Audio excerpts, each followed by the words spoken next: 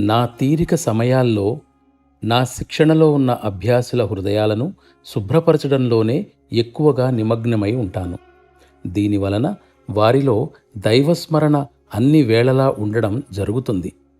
ఈ సేవ నేను భగవత్ సేవకు బదులుగా చేసే పని కాబట్టి ఇది నా ప్రథమ కర్తవ్యం.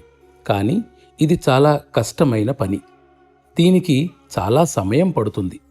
బహుశా అభ్యాసి సహనం నశించవచ్చు కూడా. ఈ నిర్మలీకరణ జరుగుతున్నప్పుడు లేదా మనలోని ముద్రలు, బంధనాలు తొలగిపోతున్నప్పుడు సాధారణంగా ధ్యానం చేయాలన్న ఆసక్తి ఉండదు. వాస్తవానికి ఈ పవిత్ర లక్ష్యాన్ని సాధించటానికి చాలా ప్రభావవంతమైన సాధనం ఈ నిర్మలీకరణ ప్రక్రియ. కానీ నేను ఈ విధంగా నా పనిని కొనసాగిస్తూ వాళ్ళు కోరుకునేది, వాళ్ళు బాగా విలువనిచ్చే శాంతి, సంతృప్తులకు కూడా తావునిస్తూ ఉండాలి. ఈ కారణంగా ఈ తరహా ప్రాణాహుతి పొందుతూ ఉన్నప్పటికీ ధ్యానంలో ఆసక్తి కలగనందున దీనివలన ఏమీ ప్రయోజనం లేదని అభ్యాసి సత్సంగకు రావడమే మానుకోవచ్చు.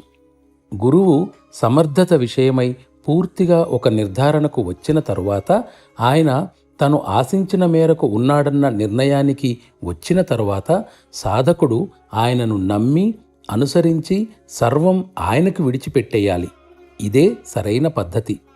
ఆధ్యాత్మిక శిక్షణ ఏ విధంగా ఉండాలి, ఏ పంథాలో ఉండాలి అనేది సాధకుడు గురువుకు చెప్పడానికి ప్రయత్నించకూడదు. ఎందుకంటే అభ్యాసికి ఏది శ్రేష్టమో కేవలం గురువు ఒక్కడే అర్థం చేసుకోగలడు.